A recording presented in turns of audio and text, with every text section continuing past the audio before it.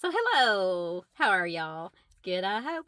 So this is part 2 of the Raleigh Green and my mommy kind of storyline, and figured we'll go ahead and get straight into how all this came about. A little backstory for me is back in COVID times, I saw an ad for background acting on Facebook, and I was like, you know what? I would never do that. The me that everybody knows would never do that. I don't like to see myself. I don't like, I don't want to be noticed.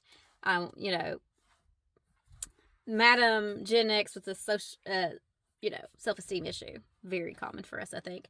But anyway, I was like, I need to do something out of the box, something that this girl wouldn't normally do. So I started doing background acting, and I've been in many movies now. Usually I'm blurred the background, be bopping around. A couple times I've been in things where you can actually tell it's me. One show I was actually on 3 or 4 different dates with different men, and it was not that kind of show. But anyway, just a little bit of a air placement of background. But anyway, I've been in shows, I've been in movies, I've done a couple things at CMT. Well, this one day, and this was October, I think, of 2024, I saw a ad on a Facebook group saying, hey, we're looking for somebody to be in a country music video, and they need to be a quirky granny, a quirky memo.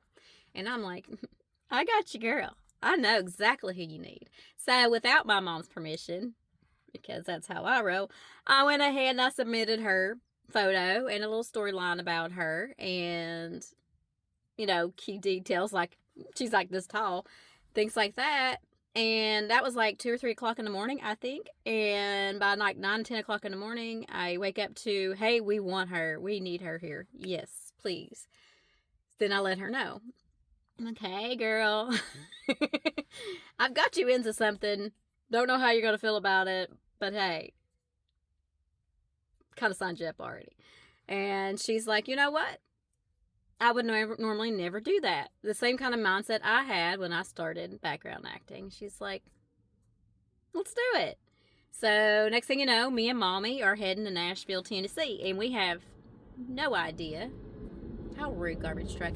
We have no idea what we're getting into, because that's what they do. They don't tell you a whole lot of things. I believe on the way I figured out it was a Raleigh Green video, and I'm going to be perfectly honest when I tell you I really didn't know who Raleigh Green was. I mean, I've been in country music, loving country music since I was a teenager, but I've stepped away from like CMT and all that stuff and just been relying on some of my YouTube playlists, which happens to be a lot of 90s music because, hey, us Gen Xers also love nostalgia. And so I've been rocking a lot of nostalgia lately. And who is not in that would be Mr. Raleigh Green, because he's a baby. Well, he's not that. I mean, he's only like 10 or so years younger than me, but still, when I was 10, I was raising children. Anyway, nice joke. So I had no idea, really. I know I heard his songs. I just didn't know him, and I definitely didn't know what he looked like or anything like that. And then we figure out once we get there, hey, this is the name of the song, and everything that's in this video is the brainchild of Mr. Raleigh. These are all his ideas, things that he's put together. This is the way he wants this video. Cool beats. Well, then I realize what the song's about, and I'm like, well, Mommy, this might get a little spicy. This might be a little extra spice. Something that she's not used to, because she doesn't put spice on anything. But anyway, then she starts to panic when she realizes that she's going to be this quirky granny sitting at a bar and got worried that the church people were going to get upset that she was out at a bar. And I said, well, Lord, Mommy, I said, for one, it's a TV set and it's not really a bar. And that drink in front of you is not really a drink. Not an alcoholic one anyway. So, and if they're going to pass judgment on you, then you don't need them in your life. If they don't have If they got glass houses, they probably should keep them rocks away. Anywho, she's like, okay. Well, lo and behold, when it comes down to filming to what you all have seen, all that spice and steam, little Mama's eyeballs was not there. They had her off, protecting her spirit and her notions and whatnot.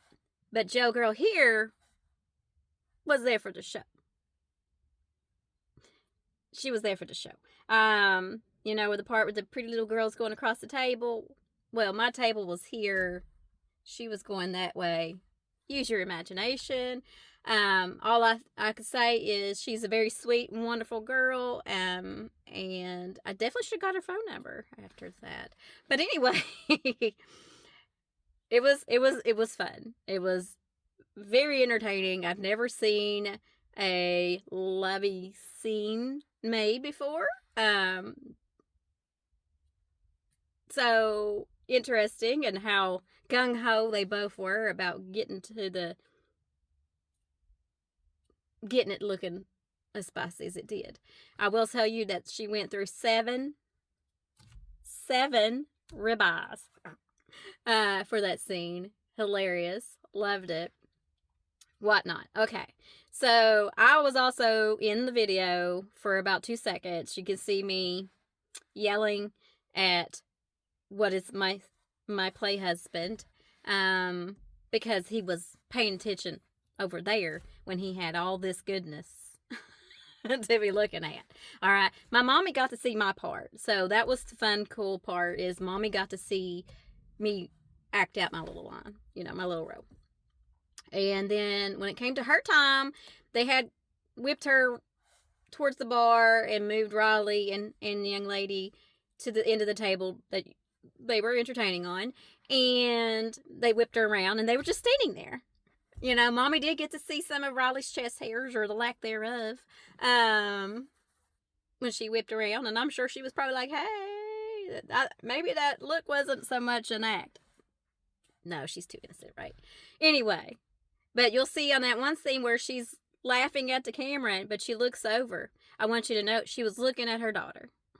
We were sharing a moment, and we got to make a memory together that'll be out in the cosmos forever.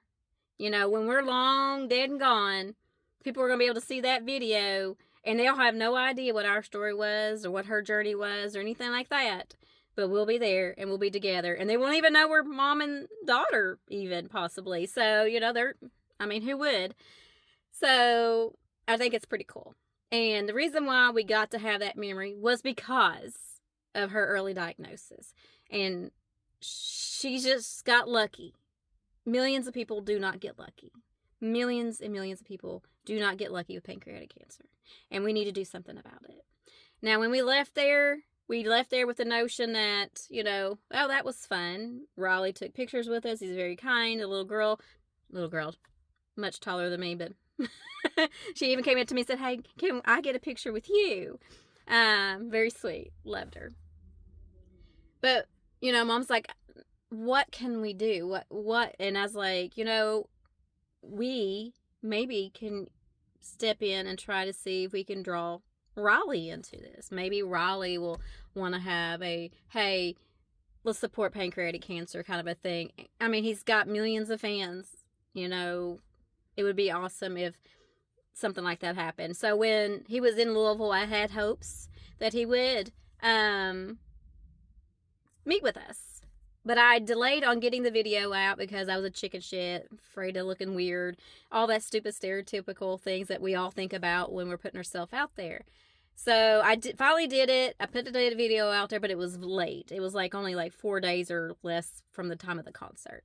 I did find out Riley's management team did see the video and saw it within 300 actual views of the video. The people that put us in the video let me know, hey, they seen it and wanted to know if Mama's story was true. And I'm like, yeah, it's true. And she almost passed away on February 23rd of this year in her sleep due to a pulmonary embolism.